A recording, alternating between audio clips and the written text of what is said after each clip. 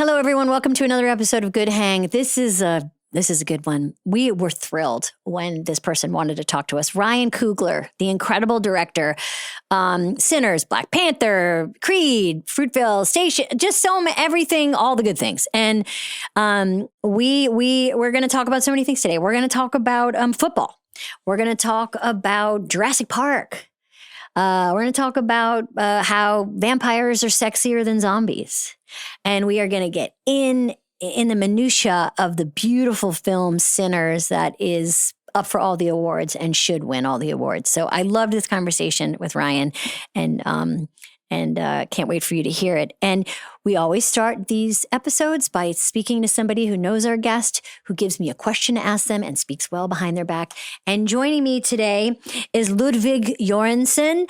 Ludwig is just the most preeminent composer, has made music on all the films that you love, and makes, is a record producer and just is so super talented. And he and Ryan have been working together forever. So we're going to join Ludwig, and I'm going to try out a little bit of my Swedish. Hello?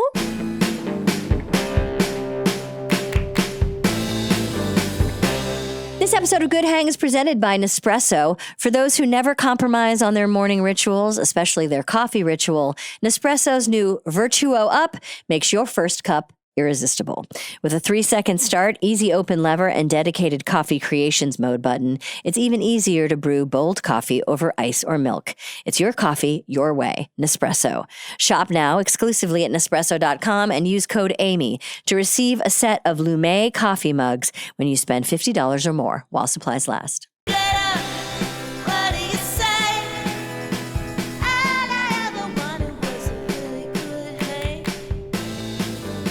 Hur mår du? Jag mår bra. Hur mår du? Bra, tack. Hur kan du prata svenska? Jag vet att du har gjort massa svenska grejer, men vad är din connection med Sverige? Yes, my brother lives in Stocksund. Okay. So nice to meet you. Thank you for doing this. Yeah. Where are we talking to you from right now? I'm in my studio in LA. Los Angeles. Excellent. And are you working on something right now? Yes, I'm working on new projects. Can you tell us what it is, or is it secret? No. I'm in the world of Chris Nolan right now. So we'll just that's taking up my time, and it's really fun. Well, we're talking to you. We're talking to Ryan Coogler today. We're thrilled to talk to him. I'm a huge fan, and I'm really excited. And one of the things I've been learning as I've been getting to know him is how dedicated he is to the people he works with, and how he has really long relationships with the people that he works with. And you two met at USC together? Yeah, we met at USC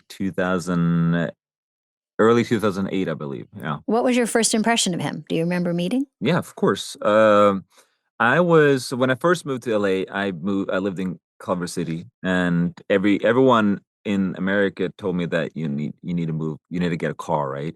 You need to have a car. But I thought, silly Americans, they don't get the idea of walking, right? So, but I quickly understood that like the bus just doesn't come, right? So I moved to USC to live close to campus. I could walk from. And I ended up moving into like a fraternity house. That was only open for grad students.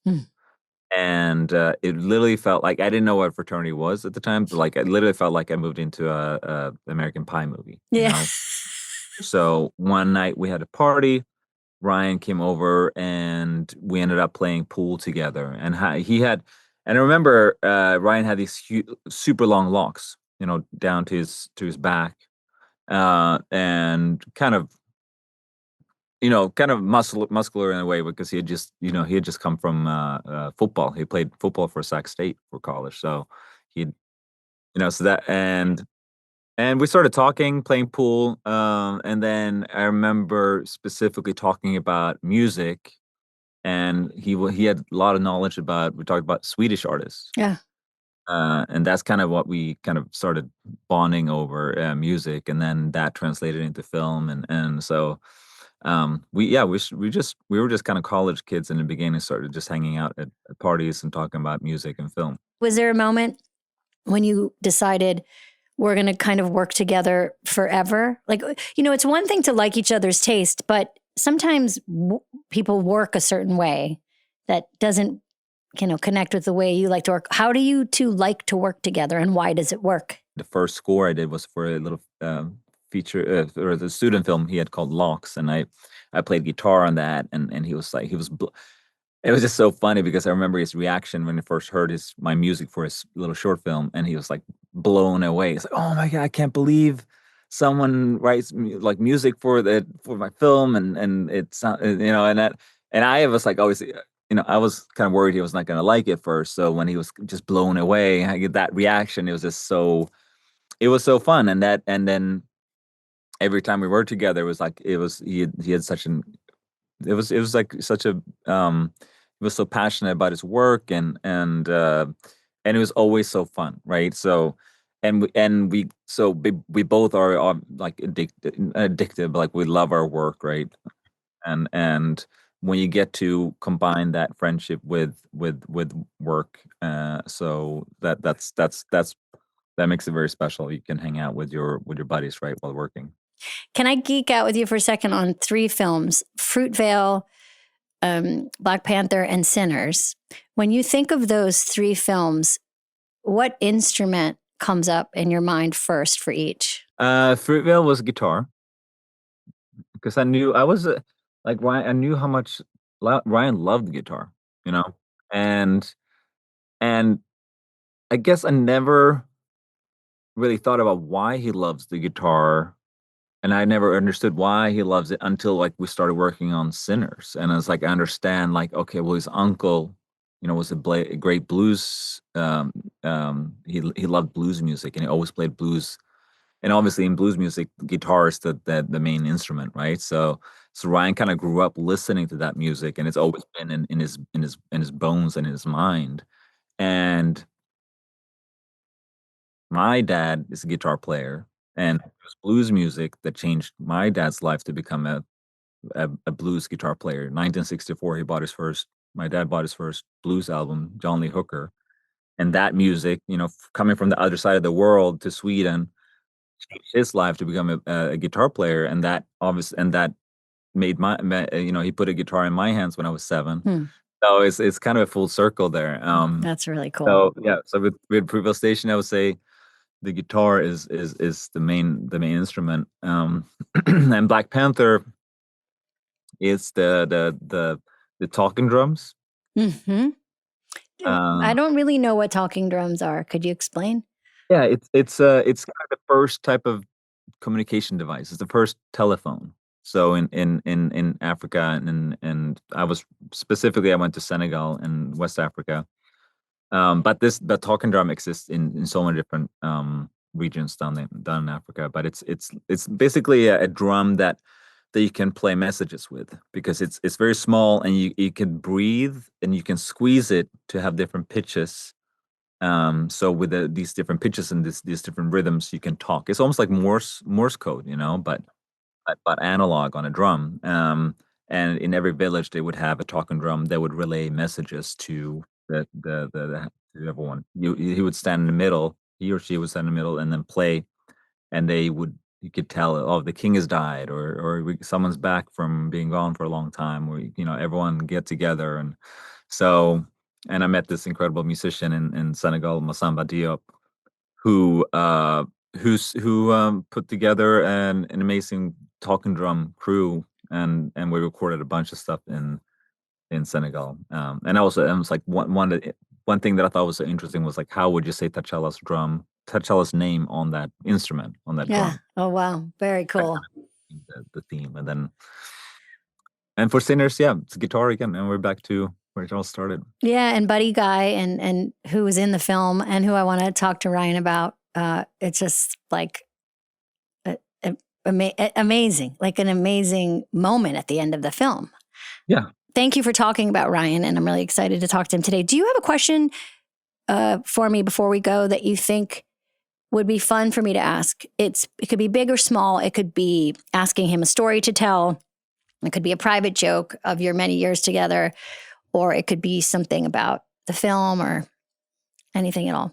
I mean, you could ask him, because when we were doing Sinners, he was practicing guitar. He was playing almost every day, He had a guitar in his office. He took it with him when he moved to New Orleans for production. So, and I spent a little, not a lot of time, but a little time on with him, just like showing him how certain riffs was going. And so, that's something you could check in with him, like how's his chops coming along. Perfect. Okay. And only because the movie's over doesn't mean that he just that he doesn't need to keep it up. Yeah. Right. That Ludwig says, like, you just can't put it down. Like, next time I see you, I expect you to have improved. Yeah, exactly. Yeah. Great. Well, thank you so much for your time. It really means a lot that we got you in what I know is probably a busy day with a young up-and-coming filmmaker, Christopher Nolan. I wish him the best. And just such a fan of your work and really, really appreciate your time, Ludwig. Really nice to meet you. Very nice to meet you too. And I hope to see you maybe in Sweden next time. Anytime. And tack. Ayo. Vad hej då? Yes. Okay. Thank you so much. Bye. This episode is brought to you by Visible. Got a resolution to save? Kick 2026 off right with Visible. It's a one-line wireless plan with unlimited data and hotspot for $25 a month. Taxes and fees included. All on Verizon's 5G network. It's the ultimate wireless hack to save money and still get great coverage and a reliable connection. Now, for a limited time, new members can get the Visible plan for just $19 a month for the first 26 months. Ring in the new year with code SWITCH26. Share the savings with a deal that is too good to keep quiet. Switch now at visible.com. Terms apply, limited time offer subject to change. See visible.com for plan features and network management details. This episode is brought to you by Apple Watch. So, how's that New Year's resolution going? Or are we quietly pretending the second Friday of January doesn't exist? That's Quitter's Day, by the way. Most of us tap out by then, but not this year. Not if you've got Apple Watch. Apple Watch keeps you moving, literally, with those movement goals, activity rings, little achievement streaks, and even gentle nudges like, hey, maybe stand up today. It's like having a motivational mentor who's also very polite and lives on your wrist. So if you're thinking about giving up, don't. This is the year we quit quitting. Let's go. Apple Watch, made to motivate. Find out more at apple.com/Apple Watch Series 11. iPhone 11 or later required. Ryan Coogler is here. I am so happy. Thank you so much for doing this. Thanks for having me. It's amazing. I can't believe I got invited here. Are you kidding? Are you kidding? We're thrilled you want to do this. And I just got to start by saying, like, I'm gonna glaze you a little bit in the beginning. No, please don't. I know you're not comfortable. It'll only take a few minutes. I promise I'll be done. But what we were talking, when I was thinking about what I wanted to talk to you about today, like the big thematic thing is that, and what I love about your work and your characters is that you don't limit the possibilities of what you want to do as an artist and what your characters could do. Like you're really into the idea of almost open borders in terms of in terms of what people can do and also like what's in them, basically what's in them. And I feel like that comes from, I've been reading so much about you and watching, of course, everything you make. And it feels like you're really into this idea of making sure that you get influences from everywhere, like that really informs you.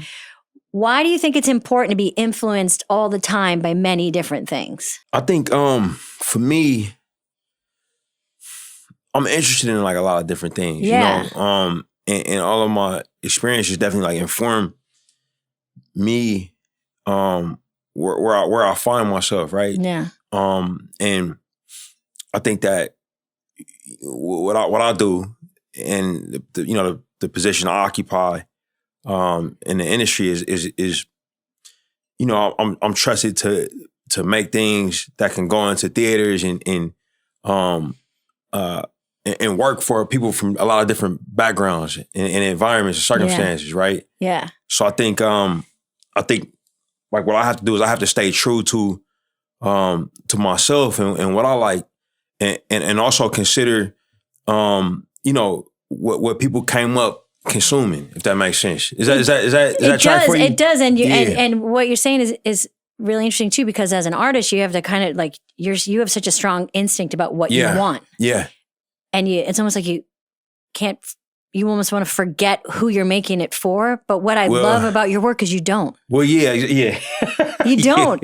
Yeah, no, for sure. Cause I can't, right? I fell in love with movies like at the multiplex. You know what I mean? I ain't go to an art house theater or to a film festival till I was like a fully baked adult. You know what I'm saying? Like, so when you were a kid, what did you eat at the movies? Oof.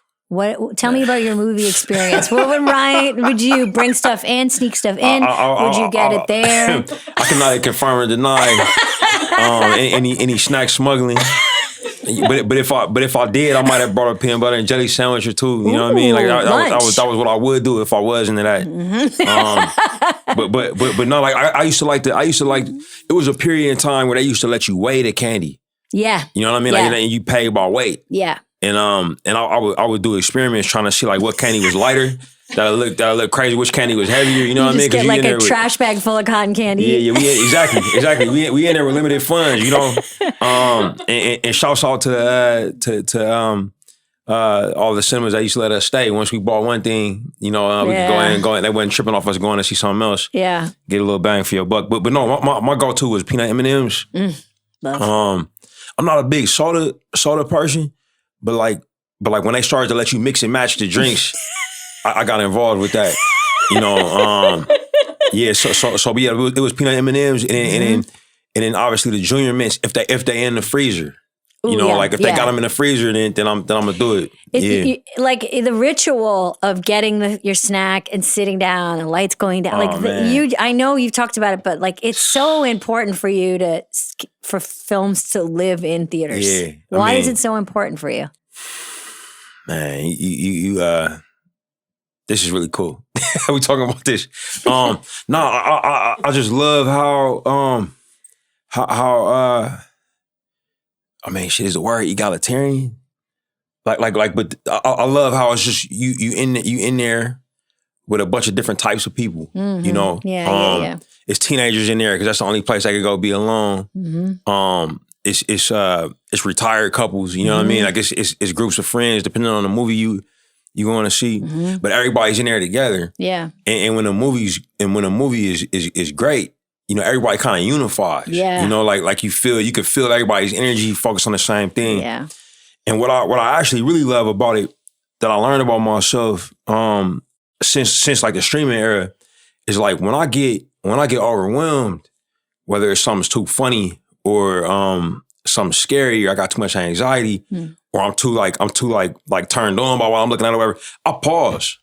Like almost like immediately. You know what I mean? Like out of a fear that maybe I'm gonna miss something because I'm laughing too hard or out of a worry that like I'm gonna get too worked up and I'm gonna have a fucking heart attack or something. Can you curse on this? Yeah, you can curse. Okay, I'm gonna have a heart attack or something, so I'm having a fucking panic attack, I pause. Yeah. But like what's dope in the theaters, you can't pause. That's so real. It's no so when something's happening that has you like feeling like you out of control, you still gotta go with it. That feeling of giving yourself over to something that you don't have to control, to pause, rewind, or fast forward. Like that is a really it's a really nice feeling. Like you come from improv comedy, you're making me remember like when I went to the movie theater too. What also happened was like I wanted to be funny, so also it was a place where you could be kind of funny. Like you'd have a moment, a quiet moment. Especially in the trailers. Absolutely. Not so much in the movies. Sometimes people wouldn't like it, but in the trailer, a trailer would come out and someone would be like, nope, or whatever. And after the trailer. Yeah, or someone be like, and you get a laugh. in a group. Yeah. Like you'd get, like that was sometimes like a lot of people's first laugh. Oh, that's awesome. I never thought about this. And also in movie theaters, a lot of action happens, like your first date. Totally. Yeah. You're scared, you grab someone's hand. The first time I held someone's hand was in a movie theater. Yeah. Like it's so intimate. It's so cool. What were the movies when you were, like, what were the movies that you can remember as a young person going in and walking out of that theater and feeling like you had been completely transformed? Yeah, it'll be two big ones. Boys in the Hood. And I was a baby in there, man. Like younger than my eldest kid is now. And she can't get through a Pixar movie without being like, Dad, it's too crazy, you know. Like my dad had me like Boys in the Hood, like right here, son, you know. I'm like 4 years old, like oh shit. But then Beauty and the Beast. Yeah. And then Malcolm X. Yeah. All of these was like kindergarten, first grade. and then I would say probably one of the biggest ones was Jurassic Park. Mm-hmm. We saw Jurassic Park when Oakland still had a drive-in. And I remember being in the car, like and I used to hook the speakers up to the window. Yeah. And I'm in there, and it's the scene where the T-Rex scene at night. You know, that thing comes out. They in a car driving away from me, and then they got the shot in the like side view mirror where it says objects may be closer than they appear, and the T-Rex is right on them screaming, and I look at my side view mirror, and it's got the same shit written on it.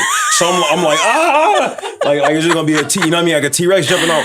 You know, I'll never forget that shit, man, and like. I got addicted to that feeling. Yes, you know? yes. So I got the opportunity now to try to attempt to give people that feeling, you know. So you mentioned Oakland. You grew up in Oakland. Yeah. You're going to school there. You're really good at sports. You're really good at football. I was all right, yeah. Okay. You're really good. What position did you play? In college, I played receiver. Mm-hmm. Yeah, so I return kicks, play receiver. And when you're a receiver and you're in college, are you always worried about your hands? Like, you know, when you're like out and you're like, I can't do that. Like, I didn't think about it like that. You don't treat your hands like. I didn't. Okay. Yeah, no. I was like. But I mean, it feels like it would be like you didn't get. No, if I was smart, I would have been able, like, I was like 17, you know what I mean? I wasn't tripping. Right. I was literally like slamming my hand in car doors and shit. Right. Like, so it wasn't really something I should have been thinking about. But like now the kids get paid, which is great. Yeah. You know, I was on scholarship, which is like the most you could do legally, you know what I mean? Like at the time. And I was like thrilled that I could pay for school because my parents was busting their ass to put me through private school most of my life. So yeah, I was thrilled, man. I was not thinking about my No, you were. And did you love that? Did you love that feeling of playing football? Like, what was so great? Oh yeah, I loved it. And you a Raiders fan growing up? Obviously, man, I was agnostic. Yeah, like in the Bay, I was agnostic. Do you have any posters on your wall? Did young Ryan have posters on? I did. I did. Who were they of athletes or were they of artists? Athletes, artists. I had them all. Like, who'd you have? Man, it's crazy. I had Jerry Rice. Oh yeah.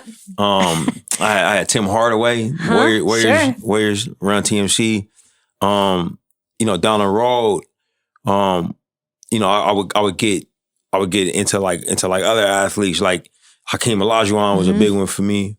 You know, and then football wise, once I started playing receiver, I just I liked all the receivers, man. Randy Moss, Terrell Owens, Tim Brown, you know, Steve Smith, Steve Smith I love because he was like short like I was, you know, and was still out there making it happen. It's interesting, like athletes, just like anyone else, are like, I find looking for people that look like them. Absolutely. That are good, because it's like, absolutely. Yeah. But I mean, I also knew that I would meet players like Maurice Jones-Drew or Marshawn Lynch, like players I would play against, and I'll be like, man, they got a lot better than me. You know what I mean? Like you were like, they're gonna be. Yeah, like you come across players that's like, oh, that's something different happening there, and that was kind of how I also kind of could see earlier maybe football wasn't gonna be what I did forever. How about Marshawn being like a comedy star now? Yeah. Was he always funny? I mean, he's not funny when you trying to tackle him. You know what I'm saying? I used to really play against him. You know, like we came across each other a lot. And he would actually, or in high school, he was trying to guard me. So I was dealing with him on offense and defense. I had some success on the offensive side against him. But like trying to tackle that man was impossible. So like, he was not funny on the field. No. but yeah, as a person, man, he hilarious. You know what I mean? Yeah. Like his whole family is like that though. Yeah, you know, like our family's from the same part of Oakland, and his mom hilarious. You know what I mean? Like his brothers. You know, yeah. But how do you go from, so you're playing and you're a finance major and then you switch to becoming a film major? Nah, like so. You leave and go to USC after you. Yeah. So I went to high school. I went to high school in Berkeley. Yeah. And at this point, I was living in Richmond, another city. Yeah. That's even more blue collar than Oakland, right? Yeah. And I got a scholarship to a school called St. Mary's College, which is in the Bay. I had a teacher there, Rosemary Graham, who read something that I wrote in the creative writing class and was like, yo, you should write screenplays. But at that time, I was a chemistry major. So I figured I was going to try to be a doctor or something, right? And then, but the chemistry labs was not working out with my football practices. I was having a real tough time. So I was like, yo, I got to get out this chemistry shit so I can keep my scholarship. And that football program collapsed. So I got another scholarship to Sacramento State, went there, and majored in finance, but I took filmmaking classes on the side. If that makes sense. Yeah. Yeah. I mean, when I've been learning about you, like USC, you met so many people there. Oh yeah, everybody. It's talking about a team. It's where you met your team. Yeah, absolutely. Like so that was grad school. Right. Yeah, and I met I guess all the people I worked with, Ludwig was who I met first. Ludwig Göransson, my composer, and then my co-writer on Creed, Aaron Covington.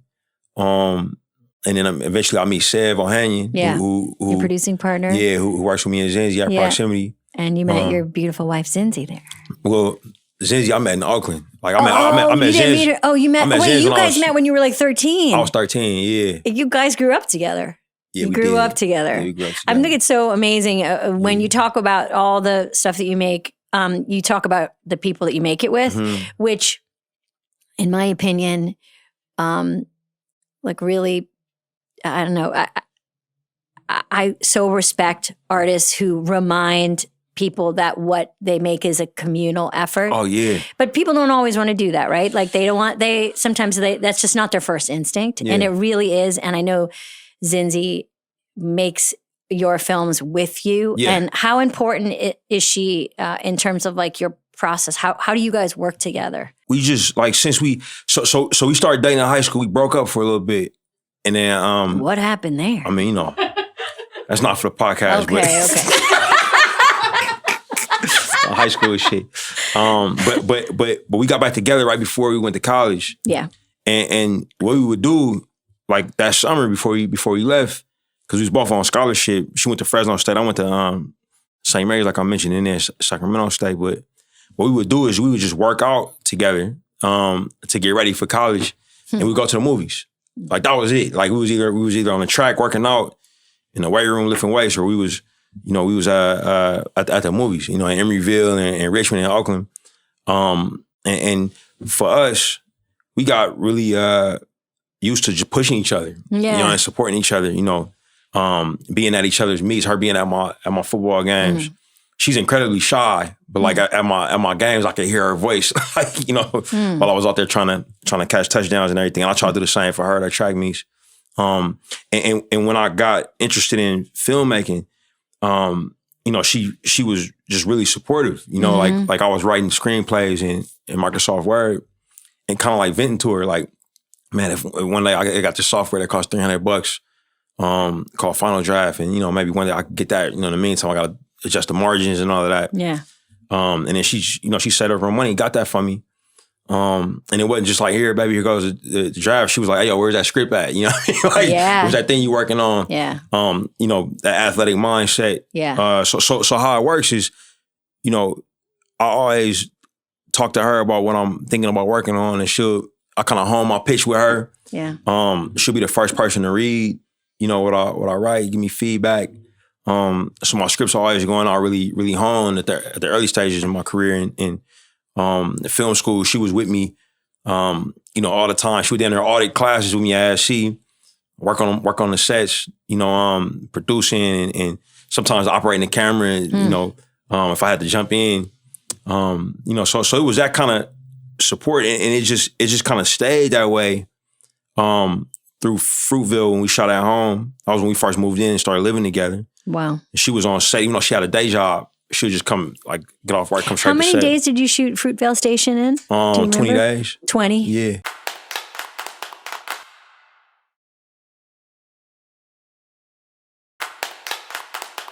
What I'm learning, or what I feel like I know about you, Ryan, is like you're super collaborative, and also you know what you want. Like those two things are so important, I think, for any real leader, especially on set. But I don't think enough people know that a set is like a little town. Like Totally. It's like many people working. No, totally. And your parents were school teachers. Yeah. Yeah, so like you get it. Yeah. Like that that blue collar mindset, the communal mindset, the need for communication. And for me, it really is. I think that's why movies work when they work. Because you're talking about like mass entertainment. You know what I mean? Like a lot of people go engage with the. But that's why you're such a genius, is because it's hard to make. It's hard to make a movie, number one. It's hard to make a movie. Then it's hard to make a good movie. Yeah. Then it's hard to make a good movie that people enjoy making with you. Right. They walk away and go, that was a good experience. Right. Then it's hard to make a good movie that was enjoyable to make that people go and see. Yeah. Those things are really hard to make, and you've done it over and over and over again. Yeah. And you've done it again with Sinners. So incredible. Oh, thank you. And I picture you going to your team and being like, I have an idea. Mm-hmm. And they were like, what was their first instinct was? Yeah, so I went to Zenzi first. Yeah. And it wasn't fully baked. And she was like, man, that ain't ready yet. Yeah. Keep thinking on that. Yeah. So I thought about it some more. Yeah. I think I went to her like 3 times before she was like, okay, that makes sense. And it was better for it. And then it goes to Sev Ohanyan, who we're the 3 founders of Proximity. Mm-hmm. And we got a co-founder in Ludwig Göransson. Mm-hmm. And it's a music-based film, so we brought Ludwig in crazy early. Yeah, exactly. Before there was a script. While it was just our idea. Oh, that's so interesting, that Ludwig. So were you always thinking about Michael B. Jordan from that? You were always thinking about using him as the twins? And the twins was always an early, like that was, why twins? It's hard to shoot. I know. Yeah. Like this extra work. Yeah. No, for sure. I mean, look, like it was a hook for me. It was something sticky, right? Like, and in this day and age, you need, I think you need multiple reasons to like lean in. Like when there's so many great things available. Like I was in the waiting room, I'm watching you and Julie Dreyfus talk, and it's so entertaining. Like it's an hour of like 2 really entertaining people being intimate and talking. That's just on my phone for me to click. There's so many ways to spend time. So for me, like I think that I'm a firm believer in like things having multiple hooks. Mm-hmm. You know what I mean? And it's a hook for me because I have twins in my family, but I love them, and I got a lot of homies as twins. But I'm also have a crippling fear of doppelgangers, like a straight phobia. You know what I mean? No, I don't. What do you mean? Yeah. What are you afraid of? That you're gonna run across your own? Yeah, I've had nightmares like that. Yeah, but also like because I know what you mean. Because no offense to twins, but twins, the idea of twins in general is a little creepy. It's a little creepy. Yeah, it's great. It's just creepy enough. Yeah, so I think someone who was in the womb with you. Well, yeah, that's fascinating to me. Like, and we dug deep with Mike. Like, I got 2 buddies who are filmmakers, Noah and Logan Miller. They actually wrote the script G20 that Viola was in when she was the president, like doing action shit. Yeah. But they from Northern California, a little bit farther north than where I'm from, and I actually asked them if they would be open to being consultants on the movie, like to work with me and Mike on developing the characters.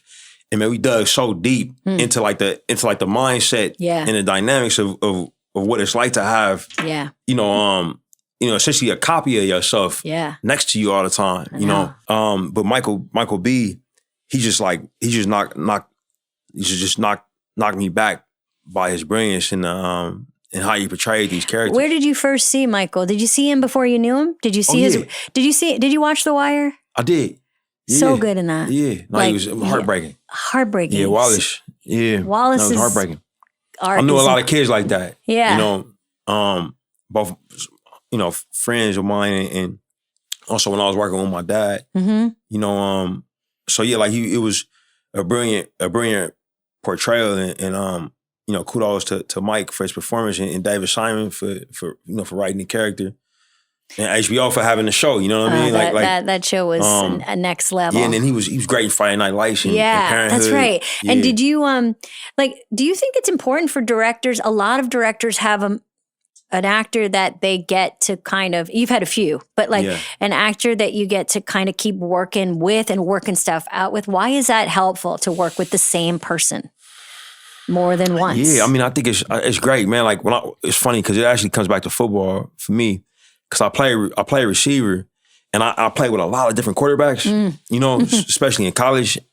And it was tough because I never felt like I found my rhythm with one person, you know. And that's so important. Like I think finding a rhythm is like it's like fundamental to I think to achieving greatness, you know. Yeah. So it's phenomenal to have found an actor who's so talented, you know, gifted, ambitious, you know, because Mike is constantly trying to push himself and get better at his craft. He's professional, but he's also like a good person, you know, like he's like when you're doing a movie with him, if he's number one on your call sheet, you know that you're gonna have a safe set for people. Yeah, you know, he's gonna be able to do great work without making people's lives miserable. He's gonna treat people with kindness. He got nothing to prove, so he learns the PA's name, he learns the camera operator's name. Yeah, the same way he'll know the producer's names. You know, right. And that is something that I think permeates the set, like at a foundational level. I've been very blessed in that. Well, you know, one could argue too that you that's also what you transmit, give off. That's your station. Like your channel is attuned to that, so people take their cue from you. I try to, you know, but it's great to have Mike there to amplify it. Yeah, you know, because that's who he is. You know, and he's ridiculously talented. Like he was doing work that required a lot of focus. You know, like he was still generous to people. Yeah, you know, even though he'll come to set on a day where he's got to be, you know, two different people. You know, was it fun to call him up and be like, "You're going to be a vampire"? What was crazy because I would be psyched if someone called me. Crazy. Hey, we might have to make the call at some point. Man, we might have to figure that out. But for me, what it was how it ended up working. I was trying to get the screenplay together because Mike's busy, you know. And I didn't want to say, hey, I got a thing. Yeah. And then have him waiting for a script. I didn't need him blowing my phone up like, hey, where it's at. But what ended up happening was he called me and pitched me something while I was working on this for him. And then I was like, at first I was like, Mike, I can't work on that right now. And he got upset, like, hey man, what's going on, man? Like, I want to get this going. Yep. Like it's something you're not telling me. So I'm like, look, I'm working on a thing. Oh, it's interesting. You're like, I have a secret, but I'm not ready to tell you. Yeah, I'm bringing this to you. Wow. This is what it is. It's twins, you know, it's period, it's vampires. And I remember how he reacted because he just got quiet for a long time. And I was like, oh shit, did I lose him? You know, and he's like, man, you know what? That sounds pretty interesting, man.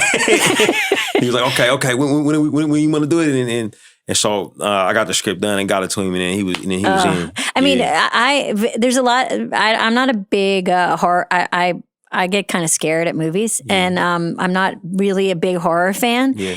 But what's so cool about vampires is vampires are sexy. Exactly. Zombies are not. Zombies not sexy. Nah. Vampires are sexy. It's true.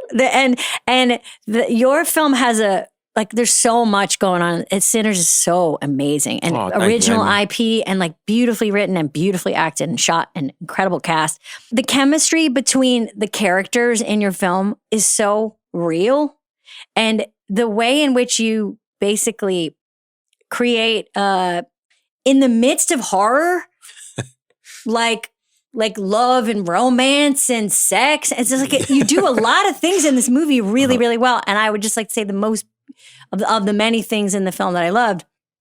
Can I just get small for a second to talk about the scene, the dancing scene in the film? Autumn, your incredible DP, first female DP to shoot in this IMAX format, Arkapaw. Autumn Arkapaw, yeah. And Autumn, but how did you guys approach the scene? There's that beautiful scene where everyone's dancing and kind of enjoying themselves before the horror starts, and their ancestors kind of they join them. How did that scene look on the page? Yeah, I could tell you, because I had outlined the script before getting into final draft and writing it. Yeah, and I didn't have that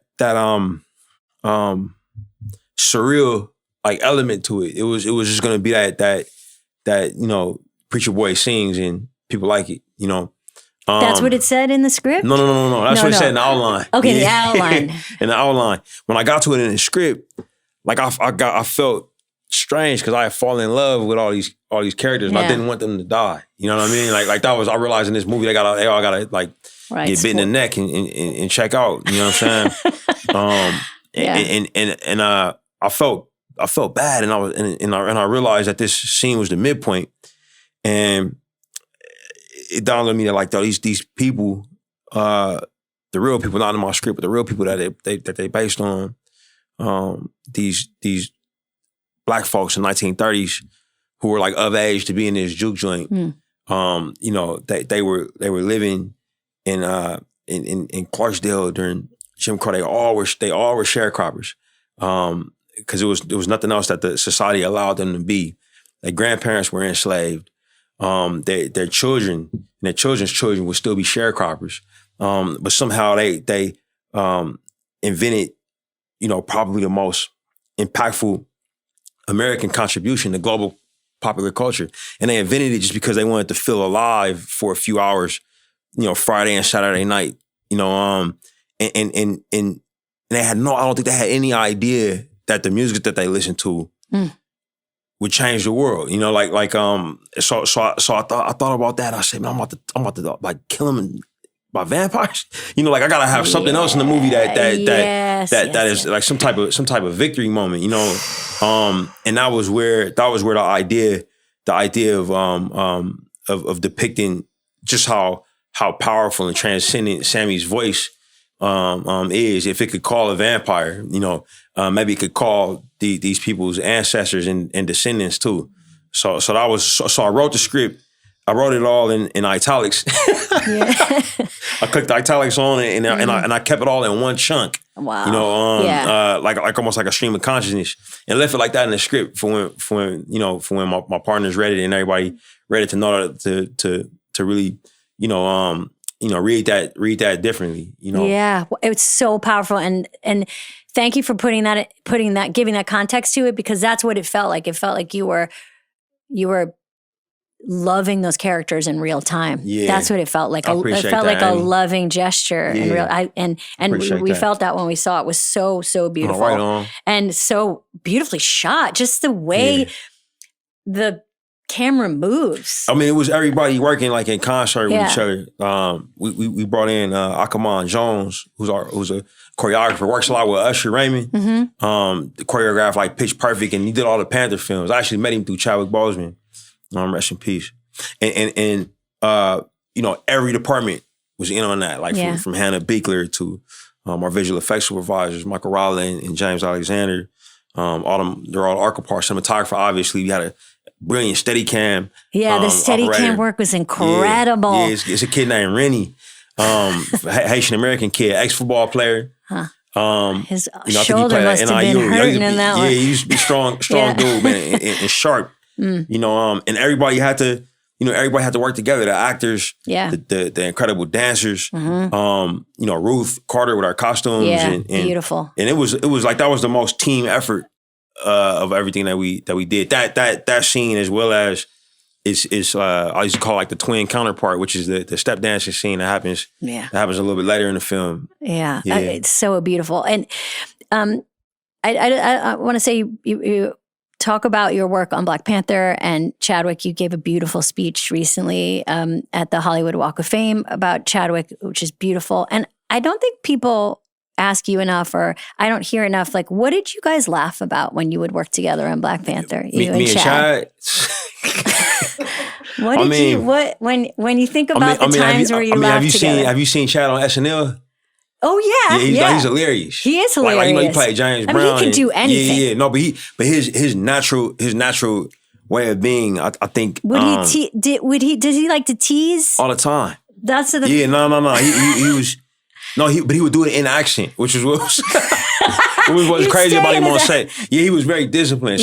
So he's constantly in accent. Yeah, and just being like he'll be ridiculous, like in between takes. Yeah, and in between I'm trying to think of like did you guys goof around when you're? I mean, you're working hard. I was ridiculously stressed out. Yeah, like unbelievably stressed out. I bet. And we know now what all Chad was dealing with. You know, but he was incredible, man, and deeply funny. Deeply funny, man. Like he would tease with Lupita and Denai. Constantly cracking jokes, man. We would laugh. We would laugh most about the costumes. Just how and I bet it must be fun to like introduce a new costume. Oh yeah, man. But some of the props too, man. Like we would joke and say that we was gonna give him like it was a walking scene. And we would joke and say we was gonna give him the giraffe tail that he can swipe flies away while he was walking with Lupita, and he was a martial artist. Well, that's so right. he took the little thing and was yeah. I mean, he had like the ability to like clown. He was so talented, so talented. Yeah, he was gifted, man. Yeah, but had a great sense of humor. I feel like comedy sometimes is where we stay connected. Sometimes with the people that have passed, like thinking about the times we laughed with them. 100%. And I feel sometimes like they make us laugh. Yeah. We see something that makes us laugh, that makes us think of us laughing with them. I don't know. I just think that like it's fun sometimes to think about those times. No, for sure, man. Like and I think for me. When I look back on my relationship with him, man, it taught me so much. But the biggest thing is like to not take things for granted. Even all of this, Amy, the success of the film, being invited through podcasts with you, doing awards press with my cast. Yeah. Like before losing him, I would be not present in those moments. I would be overwhelmed or be considering it to be work or dealing with like imposter syndrome or what have you.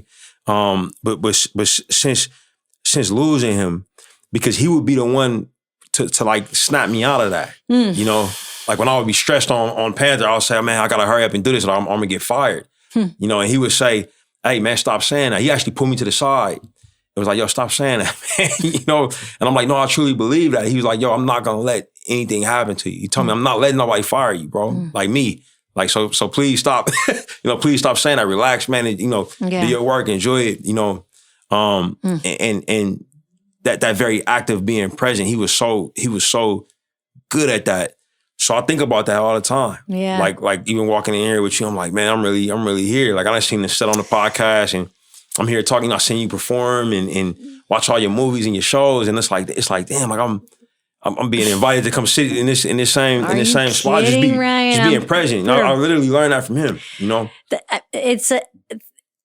That lesson is like, I feel like the lesson we just have to keep remembering and being reminded of over and over again, like be where you are. Yes. Be where your feet are, be where you are. It's hard. It's not easy, but you're right. It's a gift every time you're reminded of it. So are you getting to enjoy the fact that you have a gigantic, successful movie that's like being rewarded and will be awarded, and you're with these people that you've worked with now for a really long. It's awesome. Yeah, I'm having time of my life. And So we do this thing on the show where we talk to people who know our guests. We kind of talk well behind their back before we talk to them. And we talked to Ludwig today. Okay. Oh man, that's crazy. Okay. And first of all, so Swedish. Yeah. My brother lives in Sweden, so I tried to talk a little Swedish to him. How'd it go? It didn't go well. Oh. he talked back to you in English? No, he talked back to me in Swedish and I panicked. Like I totally panicked. Well, you got through the first thing. I said like two words and then he answered me and I froze. Usually when I try to speak another language to people who native speakers, they just talk back to me in English and be like, hey, yo, stop it. You know what I'm saying? I know that. There's nothing sadder than when they talk back to you in English and they're like, please don't. They're like, what are we trying to do here? Yeah. So you got Swedish back. So I did get, thank you. You're right. Maybe I should look at it as a win. So I got Swedish the first back. Base, you know what I mean? Exactly. He was humoring me. And he's so, what an incredible talent. Yeah. And the music, it's so interesting to me that you brought him in so early because you can tell that, this is a movie about the power of music too. And, you have Buddy Guy be like the embodiment of kind of like the before and now, it's just like a living person. Totally. And in many ways, almost feels like a vampire. Yeah. In the way that like, feels here. like he's still here and was there then. Was there then. Yep. It's so cool. But it wasn't that long ago. Yeah. That's like kind of like what the movie is saying. Right. Yeah. And a very good reminder. It's actually I cheated him for younger. Cause if the character would have actually been Buddy's age, it would have put the movie into the 2000s. Right. It would have put it in 2002 as opposed to 92, which would have put the fashion like it is today. So it would have probably confused. Oh, right. Yeah, because you need a little bit. Confused the audience. Yeah. Well, that's really interesting. Yeah. And you and Ludwig, he's talked about how amazing it is to work with you, how collaborative it is to work with you. He also said there were a bunch of different versions of Sinners that before the final version and working on that together and figuring out what that was. And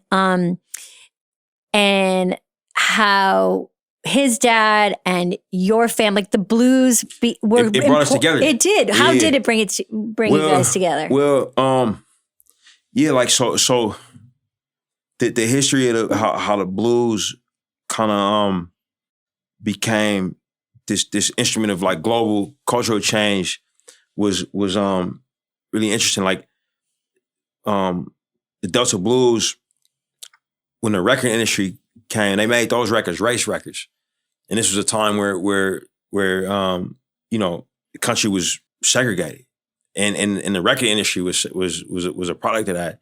So they would kind of put race records over here. Anything made by a black person, the same record made by a white person, they call that maybe rock and roll or bluegrass or country, and black musicians, when the record industry was burgeoning, they couldn't tour,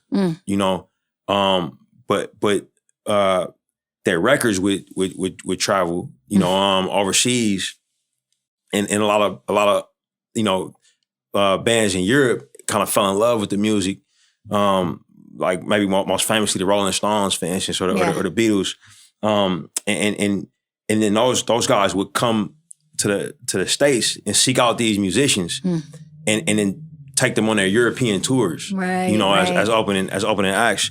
And in Sweden, Ludwig's father saw, I believe, John Lee Hooker and Albert King. And was so inspired by seeing them that he decided that he wanted to become a blues guitarist, and became one. And when he had his first son, who was Ludwig, he introduced him to guitar lessons. And his dad made money as a guitar teacher. Wow. And what's crazy is Ludwig, how he tells me it was something that he liked spending time with his dad, but he wasn't necessarily crazy about the music that his dad was listening to until he heard Metallica, and then boom, he fell in love with it and became a guitarist, had a jazz quartet, all kind of different stuff going with the music school, and eventually came to the States to learn how to become a film composer, and that's how we met. We met in school. Yeah. In 2008. Yeah, you met at a party. We did. Yeah. Yeah. I mean, if you want to call it that. Yeah, it was pretty dead. A bunch of people sitting around. It was a bunch of nerds sitting around. And we was two of them, you know what I mean? Thank God I found him. Yeah, his question to you is like a perfect musician, guitarist question, which his question that he wanted me to ask you was, how is your guitar playing going? Oh my God. He wants to know how it's going. So embarrassing. So maybe there's one thing you're not great at. It's a lot of things I ain't great at. You should bring Zenzi in here. She'll tell you all of them. No, I'm terrible. Yeah, like it's not going well. Yeah, it's not going well. Good. It makes the rest of us feel a little better that you're also not like excellent at blues guitar yet. Yeah, but you're learning. You're trying. Better at typing. Yeah. Yeah, the guitar is still there. You know, my kids play it now. You know, but I gotta get back on my lessons. Yeah, he wanted to check in. Nah, it's not going well. Okay, we'll let him know. Well, I just want to say, you know, before we wrap, is that the effect that Black Panther had on, you know, I went to the movies to see that with my sons, my teen sons. That's what's up. And to see something together, a shared experience like that together, and to kind of walk out, to your point, out into the world after feeling completely changed. Like the color of the sky is different, and the way we're talking to each other is different, and the things we've heard is different. Like the way in which their lives were truly changed by that film is so special to me. I thank you for it, because it's not always easy to find that, especially like a mom and her boys and teen boys, and like to find something that you can share in together and love equally. It's such an incredible piece of art. They would want me to ask you if you're making another one. Yes. Okay. Yeah, That's all I want to know. Okay. They want me to know that. Like my mom was my movie buddy. You know. Yeah. And she still is. You know. So yeah, like that hearing that story, I can't tell you how many times I've been in the car with my mom going to go see a movie she was excited about. She would go when I was too young to go to see movies. She would come back from dates with my dad, and she would, if the movie was good, you know, she would stand there in the living room and act out the movie for me. Like walk me through everything that happened. That's so cool. My fondest memory was her doing that with The Fugitive. You know what I mean? Like, she's like, yeah, and then Harrison Ford jumps down the waterfall. And then Tommy Lee Jones says, I don't care. And then like, you know, that was my mom. So like hearing that you watched it with your boys, y'all had a nice time. That means everything to me. Thank you. Yeah. It meant a lot to me too. I really appreciate it. And the last question I want to ask you is, your relationship to comedy. You have you I think in all of the stuff that you do, you have fun. You like have fun with the ways, and again, which you don't put boundaries on how your characters are going to react to things. Sometimes they're like light and comedic. You you want to have fun in the stuff that you make, and you want people to have fun when they go and see your films. What were some influential comedic films for you growing up, what's making you laugh now? How do you laugh? Man, it's so funny. A lot of it for me these days, it's coming from the internet. Yeah, like big time, man. Like, but coming up, you know, one of my favorite movies is Coming to America. Oh my God, incredible movie. Like that's my, you know, that's my incredible. That's got my heart to this day. And I love Friday. Yeah, you know, like that's a big one. Yeah. I love like McKay's work. Like one of my favorite movies, The Other Guys. Oh yeah. Like, I think that gets slept on. I totally agree. That's my favorite movie of his. Even though you make some great ones. That is a stupid fun movie. Yo, I can't it's so much. Yeah, it's so much in that movie that's so deeply hilarious. Yeah. You know, and yeah, like obviously SNL, you know. Do you watch SNL? Yeah, big time. You do? Yeah. I got homies that's been on there and just, you know, like I love what Mike did on there with the State Farm bit. You know. Wait, let's watch that. Wait, tell me again. Explain again the State Farm bit. So Mike is you want me to? Yeah, will you set it up? Set up the clip. So Mike is Jake from State Farm. and it just goes dark. Like from there, it becomes like a David Lynch movie. Jake from State Farm. Okay, he just totally replaces. He this. He becomes this man's worst nightmare. Like he replaces him. I can see why you would like this. He's teaching his kid how to play. He's got his hand on the small of his wife's back. Big time. Yeah. Oh, he just gave him a look. Yeah. Okay, so you watch sketch to get. I do. Okay. Yeah, I do. I love it. God, I love it. That's why I'm so excited to be here. I mean, obviously, fine. I mean that enjoy from Pixar. You know what I'm saying? But all of the comedy stuff, man. I'm like, I think it's like the highest level of what we do. So like, you know, any of y'all that can kill it on multiple levels and multiple ways. You know what I mean? Live, scripted, or improv. It's like, you know. But you would know that from my work. but yeah, I feel it. I'm definitely in there. Yeah, I get it, and I know you're like beyond busy. It means a lot that you came. Thank you so much for coming. Thanks for having me. It was such a pleasure. So cool. And thank you to your incredible team of people too who made it happen. So thanks, Ryan. It means a lot. Thanks so much for coming. Thank you so much, Ryan. That was awesome. And I learned so much about you and about films and your love of them. So thanks for joining me today. And for this Poehler plunge, as we finish, I asked Ryan what kind of posters were hanging on his wall. And I thought it was only fair to share what was hanging on my wall when I was growing up. So you should know that I had a poster of the band Whitesnake. Okay, that's number one. Number two, I think I must have had like a movie poster. It was probably, something like Lily Tomlin and Bette Midler and like Big Business or something like that. I don't remember. I probably had an 80s motivational poster, like a cat hanging on a branch saying, hang in there. When I was really young, I used to look at a magazine called Teen Beat, and I would rip out posters of Sean Cassidy. And put them on my wall and put lip balm on my lips and then kiss the picture. So, I don't know. Just felt like you guys needed to know that. Okay.